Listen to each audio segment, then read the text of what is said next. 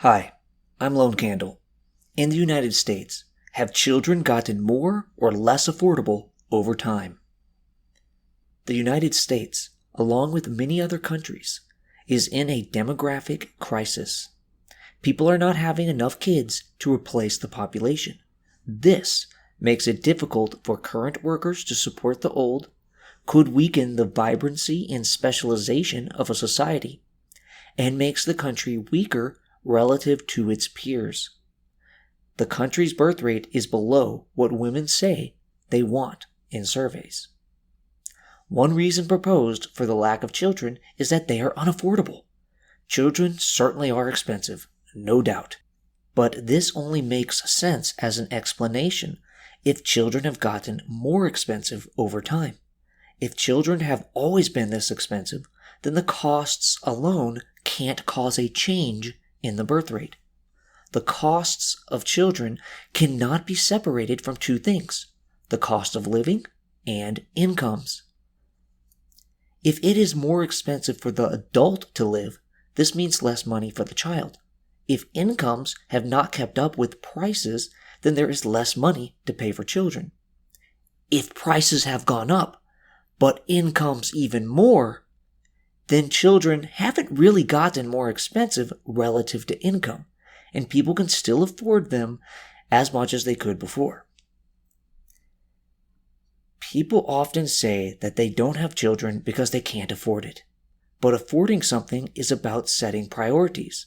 If someone really wants something, they can often work harder and spend less on other things to afford it. The true cause may not be declining affordability, but declining perceptions of affordability. Overall, children are not more expensive relative to income. Children have gotten more expensive relative to inflation, but across the income spectrum, incomes have also grown faster than inflation. One study found that the yearly cost of raising a child fell from 21.8% to 12.6% of median family income for two-earner families from 1960 to 2020. For single-earner families, these numbers are 27 to 23.7%. For two-earner families, children have clearly become more affordable. However, for one-earner families, affordability has been overall flat with ups and downs in between. If children are as affordable as in the past, when birth rates were still high, why do people blame the costs for not having children? People today don't want children to cramp their lifestyles. They want to go to concerts, work out at the gym together, go on vacations, retire early, play games, focus on their careers, and do a variety of things that children would hamper. Children would interfere with such things because of the time, care, and attention needed to raise children, and because of the costs. Children are very expensive, but not more expensive than in the past relative to income.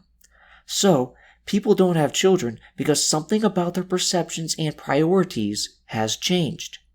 If children were still a priority, people could reduce time and money spent on other things in order to have kids. In other words, children are still affordable, just not if potential parents want to continue spending on the things they care about more.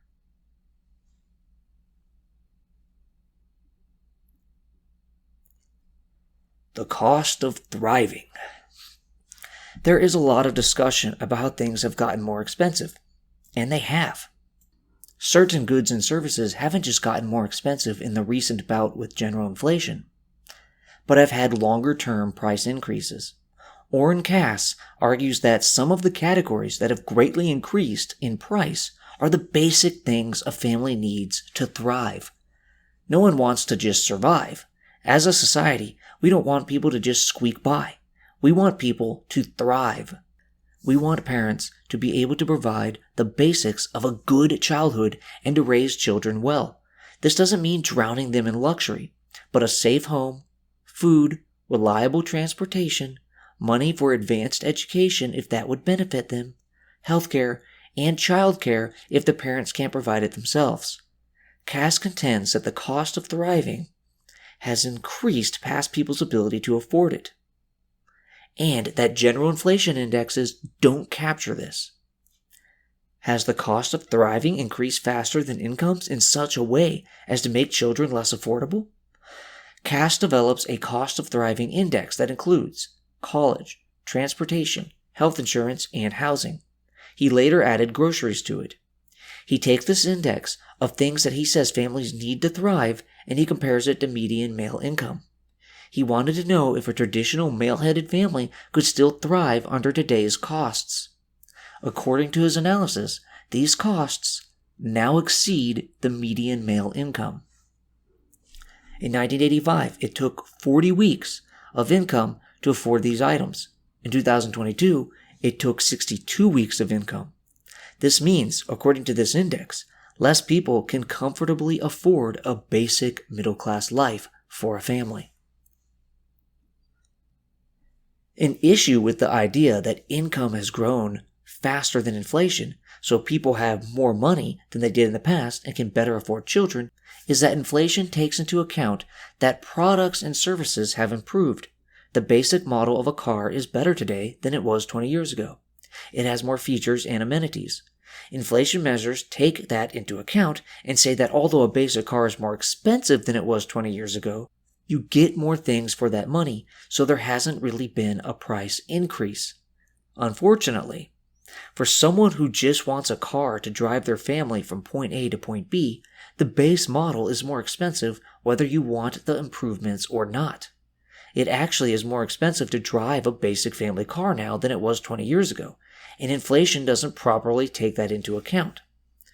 Somewhat similarly, healthcare has gotten better in the sense that we can cure and manage more ailments than we could in the past. Therefore, when we pay more for health insurance, we are getting more in return if we happen to need those advances. However, we are still paying more for a basic part of life, health insurance, making life less affordable, even if inflation measures don't fully capture this. Furthermore, new technologies that didn't exist before are close to requirements in today's world. Advanced cell phones are treated like a basic expectation today. They are a great technology, but that's a new cost. So is the internet. Additionally, social norms have changed. What people expect as a basic part of American life has changed. The basic things we expect have gotten better, and that's great, but these better things are more expensive, making it less affordable for one to raise a family in what is considered a basic life in the United States today. Cass was motivated by these ideas when he built the Cost of Thriving Index. I'm next going to talk about the cost difficulties of some of these items, then discuss the major criticisms of the Cost of Thriving Index before concluding. Housing. As of 2015, for a middle-income family, housing was 29% of the costs to raising a child. Food was 18%, and childcare and education for those who had any expense for this was 16%. By another accounting, in 2015, housing was 32% of the costs of raising a child, while food was 21%, transportation 15%, miscellaneous 10%, clothing 8%, education 7%, and healthcare 6%. Particularly for low-income households that rent, the cost of housing is burdensome. Overall, home prices have increased faster than inflation and wages. In 1988, it would take the median 33-year-old 4 years of saving 100% of their salary to afford the median home. In 2022, it would take 6.11 years. The home price to median household income ratio is higher than it has been since 1955, meaning the price of houses is high compared to how much the median person makes. As of 2022, median house prices were 6 times the median income. 20 years before that, it was 4 to 5 times. The median rents to income ratio is up 25 to 30%. Housing cost burdened is normally defined as spending 30% of one's income on housing. Severely housing cost burdened is spending 50% or more of one's income on housing. Both have been increasing and are especially high for lower income folks and renters. Studies on longer-term housing cost burden, like from 1960 to 2014, found that more renters have become housing burdened. By 2010, over 80% of renters in the bottom income quartile were housing cost burdened. However, these calculations do not include government benefits. People moving to more rural areas has increased the price of housing there, making housing unaffordable in more and more areas. Older folks tend to stay in their homes longer, and the U.S. population has aged considerably. This raises home prices. Also, with millennials forming new households, the demand for housing is high. Additionally, the U.S. does not build enough housing to keep up with demand. The lack of home building is generally blamed on too many regulations on construction. Additionally, the desire for more space and home offices during and after the pandemic has increased the demand for larger homes. Higher housing costs may be partially caused by people preferring higher quality and larger homes. In this case, housing would be more expensive because people prefer to prioritize spending on better dwellings. The cost of a new house per square foot has not gone up over the long term, and houses have more amenities. So at least when it comes to new housing, when you consider the higher quality, housing has gotten cheaper over the decades. That said, if one doesn't need or want more space, it may be harder to find a small home that isn't also old. So someone may have little choice but to buy a home too large for them or one with the problems and costs of older homes. This means that even if the price per square foot has not gone up, homes have gotten more expensive. More recently, the cost per square foot has increased. From 2012 to 2022, the price per square foot almost doubled. A family is more likely to desire more housing space than just one or two adults, and the more children, the more a family could benefit from extra space. It's harder to get a cheap new house because houses have gotten bigger, and in the last decade, the price per square foot has also increased. Housing is more expensive than it used to be, and this decreases the affordability of children. Healthcare. As of 2017, it costs $10,800 to have a child delivered without complications, and up to $20,000 without insurance. In Canada, this was $3,000. For decades, the cost of health insurance has grown faster than wages and inflation. More and more people have high-deductible health insurance plans, meaning they have to pay more for medical care despite that their health insurance premiums are higher. Children need medical care too, and this is more expensive than it used to be.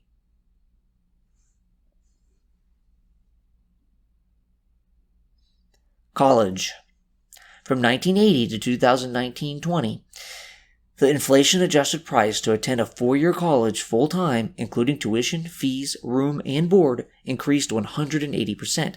However, middle-income families don't pay the full price out of pocket. Upper and upper-middle income parents have been spending more on college education, but such costs have only increased a little for middle-class parents. For those making less than $125,000 in 2015 dollars, slower tuition growth and more public aid have offset the costs of higher education. Still, the out-of-pocket costs have increased over certain periods. For those who want to send their children to private school before college, the prices have increased faster than inflation. As long as people get the government subsidies, which median income people should be able to get, the price of college has not increased much. Childcare. Studies have confirmed that the cost of childcare is increasing. However, the people tending to use childcare are middle and high-income earners. Many lower-income parents find other alternatives because childcare is too expensive. 33% of parents with children 5 years old or younger had them regularly in non-relative care. Of those who spend money on childcare, low-income families spend 40% of their income on childcare. According to a poll, 52% of people said they or someone they knew had to miss a shift or reduce hours due to a problem with childcare. Almost 60% of non-full-time working parents said they would work full-time if they had access to childcare that they could afford. A poll of small business owners found that 88% said employees with young children would be more likely to stay in the workforce if they had access to affordable, high-quality childcare. 78% said their business would be on stronger footing if their employees had better access to childcare. Many areas have limited childcare available. A lack of paid parental leave and affordable childcare in the United States make it harder for women to stay in the workforce and earn higher wages. The price of childcare has grown faster than inflation and median household income. For those that need childcare, this is a major increase in costs. However, many families do not regularly need childcare. Social capital. One reason things may be less affordable is if our social capital has reduced. Having weaker connections to people and institutions that can offer help increases costs because these social supports allay some of the expenses. Social capital can particularly reduce household childcare, job access, and recreational costs. Social capital may be most weakening in family, religion, civic engagement, and work. Affordability crisis or desire crisis. It's true that certain costs for certain people have grown a lot. Housing for low-income and working-class renters in certain regions and childcare for high-income parents have increased a lot. Groups that are most vulnerable to costs are low-income renters, single mothers, and parents with no options but to use center-based childcare. Their affordability issues most likely come from cost increases in housing and childcare. More generally, the cost of housing, healthcare, and childcare have increased. But it's hard to tell the extent that these costs result from affordability issues or a preference for higher quality things. Has rent become more expensive because people prefer larger homes now? Has childcare become expensive because people prefer higher quality childcare? Or, at their base, have these things become more expensive? It could be that with growing income, costs rise because people pay for things that they want to spend that extra money on. We could have a change in perceptions and preferences. People want and feel that they need higher quality things than they did in the past. And these preferences may have grown faster than incomes. So that creates the perception of an affordability crisis.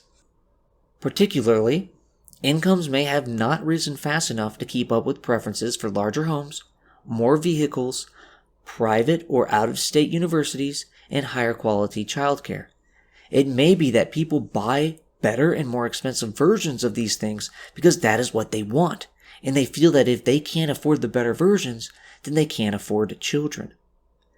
We should doubt that American families are worse off. They have larger homes, more vehicle ownership, travel more, eat more, make more clothing purchases, and fewer families experience consumption poverty. Cost of Thriving Index. Criticisms.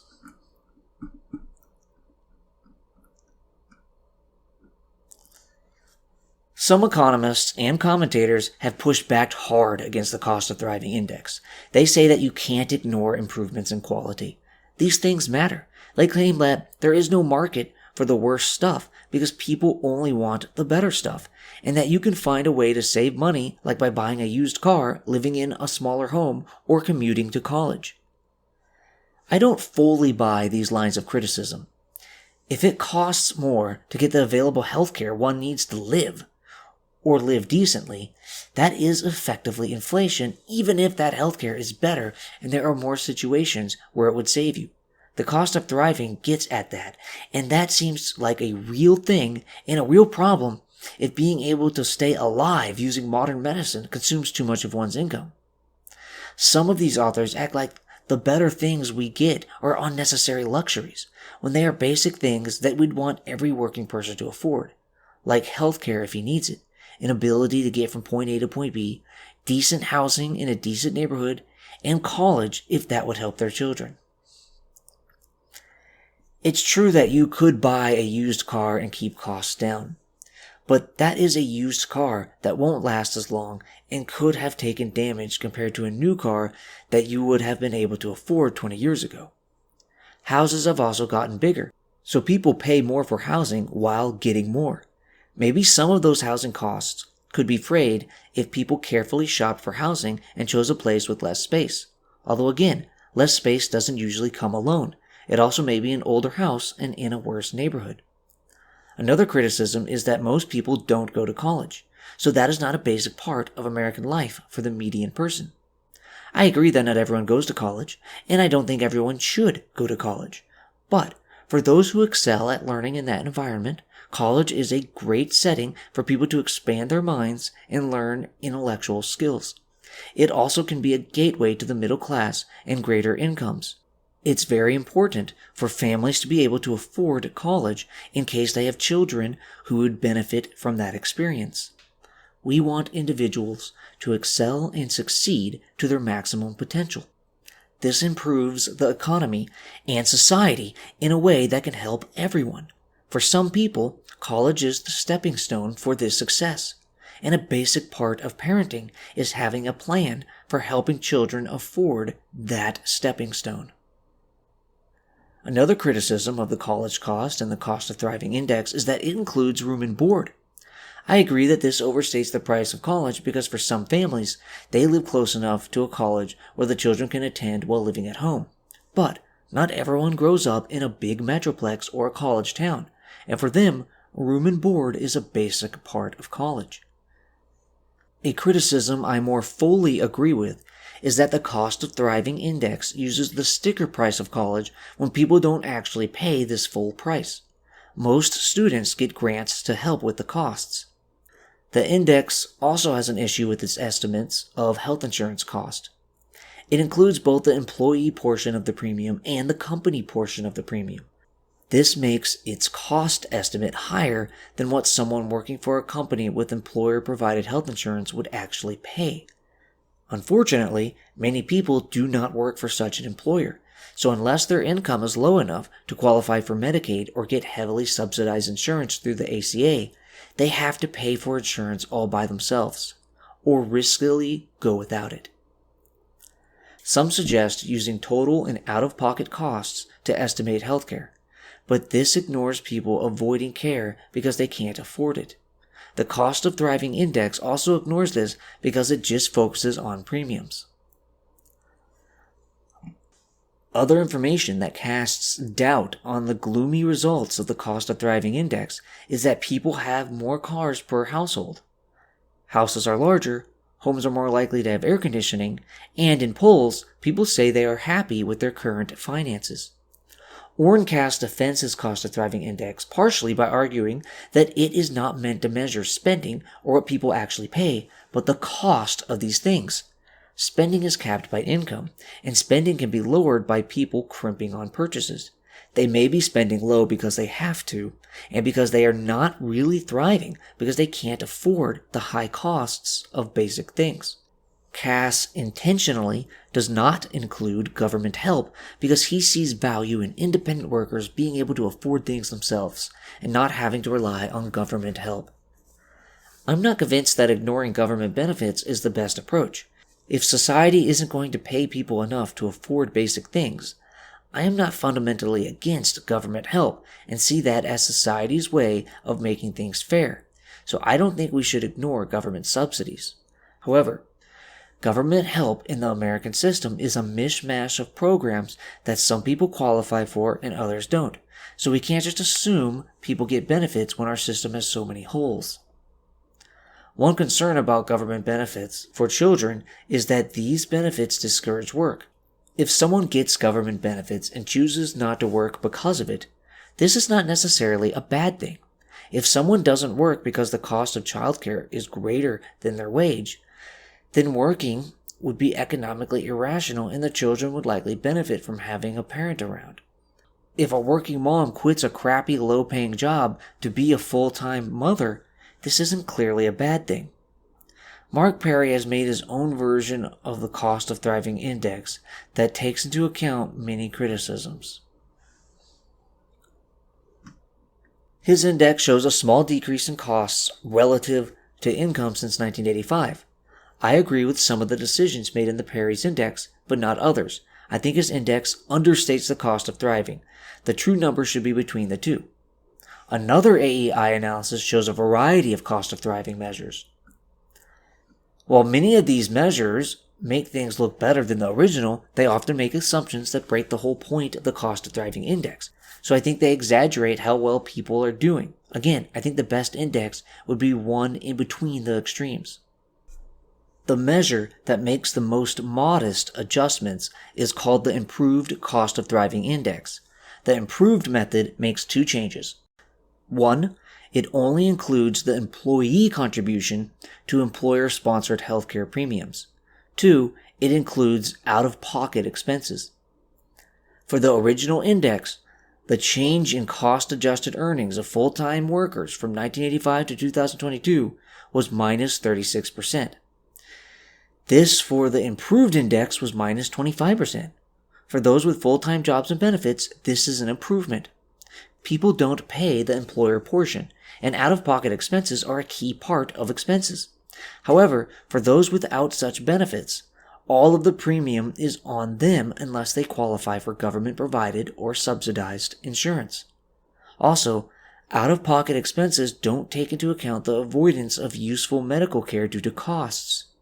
Furthermore, due to high deductibles, when one really needs to use the insurance, they still owe a lot of money. And I'm not sure an average fully captures the financial consequences of huge medical bills on those who need to pay that much and don't have the money. Thus, the improved index is better in some ways and worse in some ways. If we are just thinking about full-time workers with benefits, then I think it's an overall improvement. It still shows a considerable decrease in cost-adjusted earnings in 2022 compared to 1985, at 25%. However, if we are thinking of a worker who doesn't have employee benefits, then it's not clear how well the index applies. The next index is the Preferred Cost of Living Index. The preferred method in this analysis still shows a decrease in cost-adjusted earnings, but a much smaller one, 9%. This preferred method takes into account improvements of the items in the index, meaning how the quality of the items has gotten better over time. And the authors say that the preferred method still probably does not fully take into account improvements. If it did, cost-adjusted earnings wouldn't be negative at all. The problem with taking improvements into account is that, improved or not, if a family needs something to thrive, they still have to pay for it. The family that the Cost of Thriving Index analyzes has seen a decrease in taxes since 1985 and an increase in subsidies in the tax code. So taking that into account shows that people are doing better than in 1985 by 4%. However, things like lower taxes and the child tax credit cannot be relied upon because Congress can always change it. And considering the dangerously huge government debt, taxes on everyone will likely need to be raised in the future. Including workers younger than 25 and women in the index results in people being better off in 2022 than 1985 by 2%. If we include workers under 25 and women, and also taxes and tax subsidies, people in 2022 have 15% better cost-adjusted earnings. However, this complicates the story and makes it not clear what we are comparing. Younger workers don't usually yet have a family, and often are not established yet in their jobs, so it's not clear what a comparison means. It could just indicate something different about younger workers over time. Bringing in women tells us about the improvement of women in the workforce, but that has its own drivers as cultural expectations of women change and discrimination lowers, and doesn't really tell us how affordable a family is. Many couples have both the man and woman working today, but that's not the same comparison. Are items really more affordable if twice as many people in the family have to work in order to afford them? Not really. If we conclude that a family is more affordable primarily because both parents work instead of one, that is saying something different than a family is more affordable because a sole breadwinner can afford a family. So I think it makes sense to stick to an apples-to-apples comparison of median male income versus median male income. Ultimately, although this AEI analysis offers what it sees as better cost of thriving measures, the authors prefer conventional inflation measurements. They say that economists have developed price theory and measurement for over a century, and that conventional inflation and incomes is best to determine affordability. Using conventional inflation, a median income person can better afford a family in 2022 than in 1985. 33% better before taxes and subsidies, and 53% better after taxes and subsidies. A big reason that conventional inflation looks better is that the cost of thriving index includes things that have shown a particular increase in cost. The largest categories not in the cost of thriving index are recreation, food services and accommodations, other goods and services, financial services, furnishings, household equipment, and routine household maintenance, clothing, footwear, and related services, household utilities and fuels, and communication. The prices of other goods and services rose a lot. The prices for recreation and communication fell, and prices for clothing, household furnishings, and household maintenance rose just a bit. Prices for items included in the index rose 203% from 1985 to 2022, while prices for items not included rose 85%. The items included made up 52% of the spending in 1985 and 56% in 2019. From 1960 to 2015, the real cost of food and clothing for raising a child were down 14% and 39%. Miscellaneous was down 29%. It seems relevant to focus on prices for things that are necessities in order to thrive in the country, but some of the items not included also seem like necessities, and it's hard to say one is thriving if they don't have any money for luxuries or recreation. So it's not obvious that excluding these categories is helpful. The current cost of thriving indexes compare affordability from 1985 to 2022. The AEI authors identified 3 problems with using such an index rather than overall inflation. 1. What people buy changes over time. Even what people consider a need changes over time. Some items and services fall by the wayside, while new ones arise. 2. Items become better over time, so even if the price increased, one is getting more for that price. 3. Deciding what counts as a need is difficult. Not only does one need to decide which items and services are needs, but what should be the starting base price.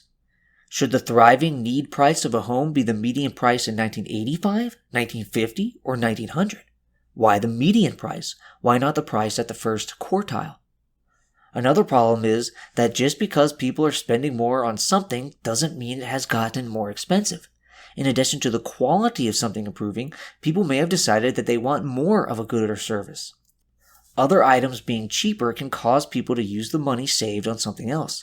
This would make it look like something has gotten more expensive when really people are just buying more of it, or higher quality versions of it, because they have extra money to spend. Conventional inflation attempts to take changes in the qualities of goods and services into account, and makes no judgments on what are or are not needs. That said, inflation will make people look better off if many basic needs have gotten more expensive while non-needs have gotten cheaper, because that appears to be the case. Just regular inflation does seem to misrepresent the extent that the median family is struggling. So I think the cost of thriving index adds value to our understanding of family affordability, even if it has its own issues. Every index I've seen on the cost of thriving and the conventional inflation comparisons has problems, so I can't present the perfect index that lets us get to the bottom of this question. However, the rough median of all the different measures, each with advantages and disadvantages, is the break-even point. So I'd say it's about as easy to afford a family now as it was in 1985. Despite that I have defended the cost of thriving index from some of its criticisms, I still don't think we can just go by that index and conclude that raising a family is more expensive. One, I do think it exaggerates the costs by not measuring the right things for some categories, taking the higher measurement when there are other reasonable ways to measure, and including items in the index that have grown more expensive than other things not included that could also reasonably be considered necessary for thriving.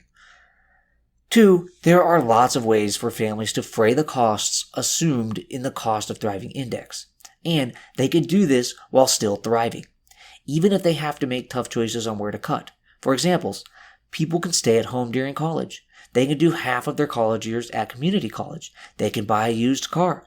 They can live close to school or work. And they can live in smaller than usual housing. It's not clear to me that making such choices excludes someone from thriving, or that someone is not living a good American life. Making these choices would make someone's standard of living closer to what it would have been in 1985, keeping them on par when it comes to affordability. While it's unlikely that one family could make all the major cuts, most families could make a few of them, and this would make the needs of family life met. Inequality. The country as a whole has gotten wealthier than it was in 1985. I've basically concluded that raising a family is about the same affordable compared to 1985 as long as people pare back their living standards closer to what it would be like to live in 1985. That begs the question, is it a just and fair society that expects people to live on the same standard of living as several decades ago when the country has gotten so much wealthier? Is it right for a minority of people to be way better off while the average worker is struggling to stay the same? I'm sympathetic to the idea that this is not right and that taxes should be used to help those raising families as much or more than current policy. But that's not the topic of this piece. More or less affordable. Children have been about the same affordable over the last 60 years. For a two-income family, they are more affordable on average, but requiring both parents to work to make things more affordable doesn't really make children more affordable. Certain key items have gotten more expensive, but other items have gotten cheaper, and most parents can make tough choices to spend less on different items. Maybe needing to do such a thing is not thriving, but by the standards of just a few decades ago, it would be. The cheapness of certain items and the improvements in the basic things we use, from cars to electronics to the internet to healthcare, make it so people in some ways live better than decades ago. Yes, some of these new things are expensive, so people need to spend carefully, but nevertheless, people are still thriving unless we have greatly expanded what it means to thrive. Low-income renters and low-income single mothers do have serious issues and need help, but most people have the income to afford children. They can afford children and raise them well just as much as they could in the past. People perceive children as unaffordable because children are not a priority for them. They prioritize career, retirement, and fun over children. That makes children unaffordable for families with such priorities. But in a general sense, that's not children being less affordable, but people caring more about these other things than about producing and raising the next generation. According to one survey, a majority of a certain age group said they don't want kids because they don't want to lose their independence. Basically, we are all just a bunch of selfish assholes.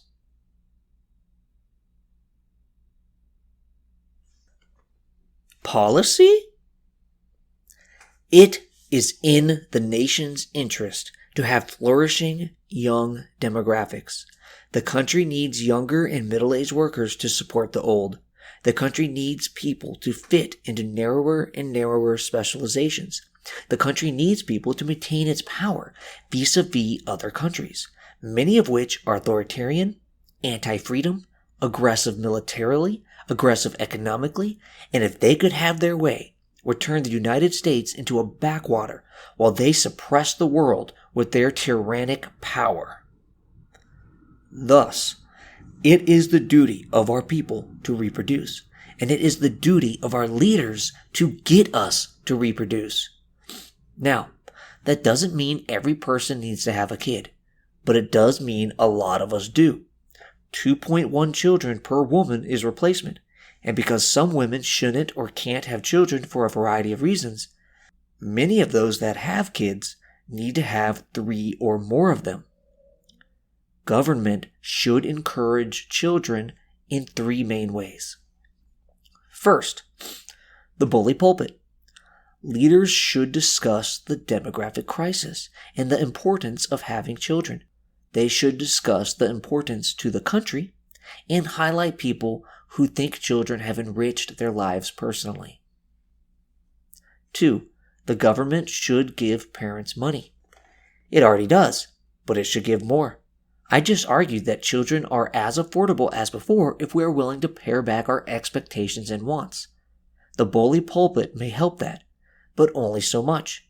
It's hard to convince people that they should live like they did in the 1980s. It's hard to convince people that their magical vacation, fancy car, big house, career, or and early retirement are less important than creating whiny little brats to take care of. In a country that has grown wealthier, it's not clear that it's even fair to expect people to give up on all these wants when the country as a whole can afford it. To some extent, we need to meet Americans halfway and provide subsidies to help people thrive while also expecting people to pare back their wants. At the very least, every married couple with at least one full-time working parent, and with at least one of the parents being an American citizen, should receive a substantial amount of money per month per child, with the payment being reduced per child after the 3rd one. 3.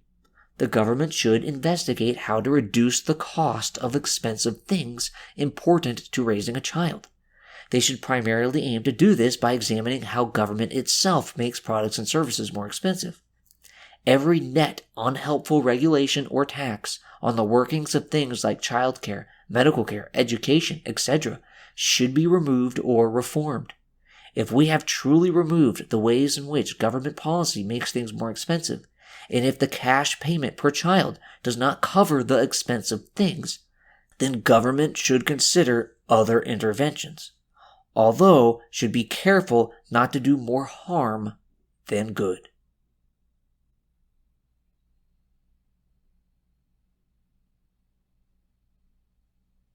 Look, we are blessed. We have filled the earth and subdued it. We have dominion over the fish of the sea, over the birds of the air, and over every living thing that moves on earth. But that is not all we should do. Now it is time to be fruitful and multiply, as the great Elon Musk has commandeth.